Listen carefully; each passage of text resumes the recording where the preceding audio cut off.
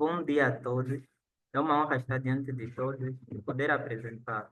Chamo-me Carlos Manu Jacinto, sou estudante da Faculdade de Medicina da Universidade Agostinho Neto e vou apresentar o trabalho com o tema mucoceles frontoetimoidal a propósito de um caso clínico.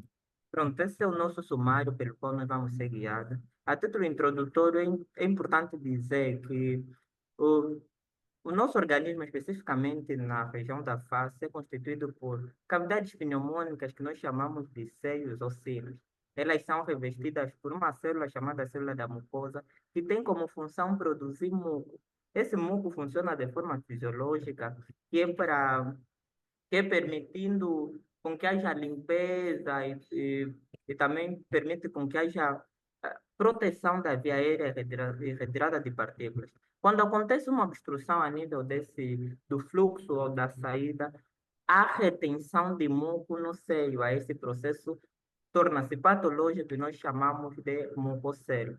E, tendo em conta o seio em que ele vai acomodar, é o mucocelo portanto, existe várias classificações, sendo a mais comum a classificação anatômica segundo o seu acometido. Tanto se acometeu o seio frontal, é mucocelo frontal, o etimoidal, mucocelo etimoidal, como também pode fazer uma junção, acometer dois seios ao mesmo tempo, como mucocelo fronto etimoidal. Pronto.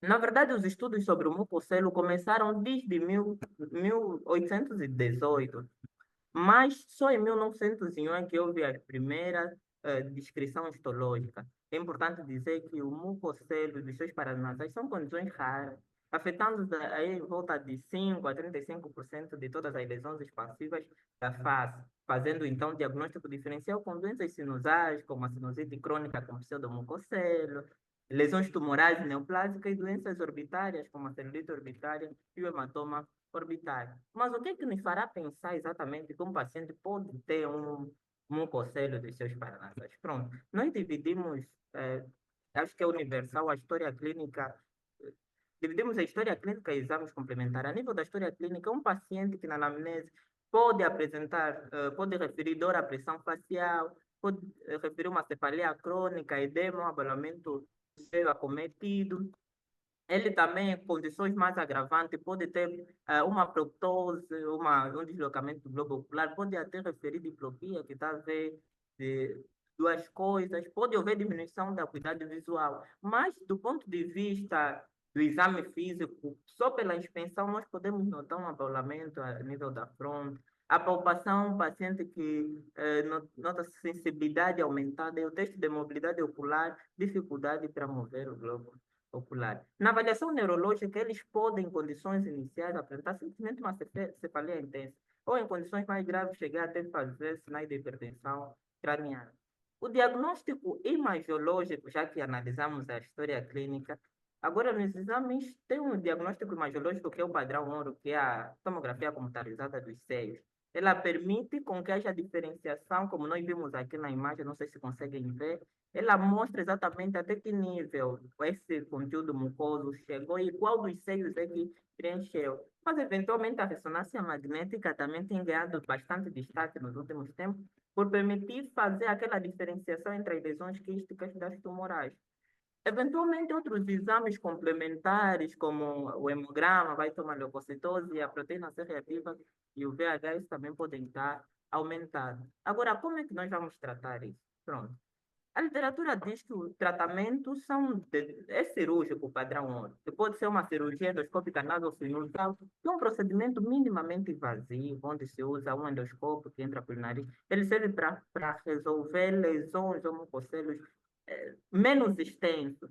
Já outra, que é a segunda técnica, que é o acesso externo, craniotomia com osteoplastia frontal. É um pouquinho mais invasiva, permitindo que se faça uma incisão a nível da face, é usada para o tratamento de lesões assim mais expansivas. Pronto, então, esse é o nosso caso clínico, mucocelo frontal. É importante dizer que o nosso paciente é um paciente que começou a sua sintomatologia há sensivelmente 2 anos. Ele ia para um instituto oftalmológico, onde era acompanhado. Foi submetido inicialmente a uma tomografia computadorizada que falava a respeito de presença de massa a nível do globo ocular. Então, eles postularam uma hipótese diagnóstica de tumor da órbita. Depois, analisaram, incluíram, não havia progresso do paciente, decidiram então transferir para a nossa unidade hospitalar, porque fizeram um ataque que falava sobre ocupação de muco a nível do seio frontal etimoidal. Transferindo para a nossa unidade hospitalar, a entrada era um paciente que se encontrava em razoável estado geral, nutricional, orientado, no tempo e espaço, mas de positivo ao exame físico impressionava o aumento do volume do globo ocular, como conseguem ver aqui na imagem.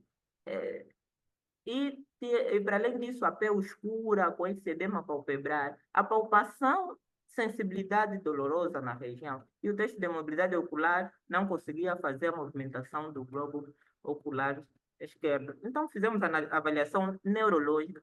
Felizmente, o paciente não tinha sinais de hipertensão craniana, mas referia a cefaleia intensa. E ataque, que é o padrão ouro dos seus paranasais, mostrou ocupação no seu frontal e no seu etimoidal, com comprometimento orbitário. Então, postulou-se a hipótese diagnóstica de mucocélio frontoetimoidal.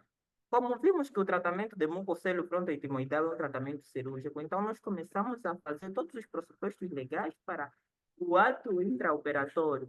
Portanto, pedimos inicialmente uma abordagem da oftalmologia para ver, onde deram algumas condutas com alguns lubrificantes. Preparamos rigorosamente com todas as consultas de anestesiologia, os exames todos e o preparativo para a cirurgia propriamente dita. Tendo em conta a expansibilidade da lesão, nós, ou melhor, usou-se o acesso externo, a técnica de acesso externo à craniotomia frontal. Portanto, fez-se todos os pressupostos cirúrgicos para se chegar até a cavidade, fez-se a incisão até a abertura dos seios, como não sei se conseguem ver aqui no vídeo. Após fazer, notou-se que saiu uma secreção espessa, acastanhada, na região entre os seios frontais e etimoidais e que cobria toda a órbita. Portanto, foi feita a desobstrução para a drenagem, depois fez-se a lavagem com soro fisiológico e antibiótico e, posteriormente, encerramento por planos até a pele e a cirurgia foi um sucesso. Eventualmente, o paciente melhorou bastante, como vejam, não sei se conseguem ver a imagem, de antes e depois do intraoperatório, e tendo em conta a evolução satisfatória do paciente, ele ficou melhor, ficou estável, então foi instituído alta hospitalar, com segmento em consultas externas.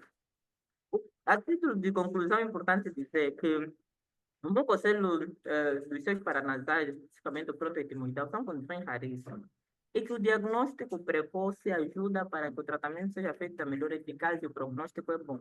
Mas quando não são diagnosticados de forma precoce, eles podem evoluir mal, com complicações potencialmente fatais.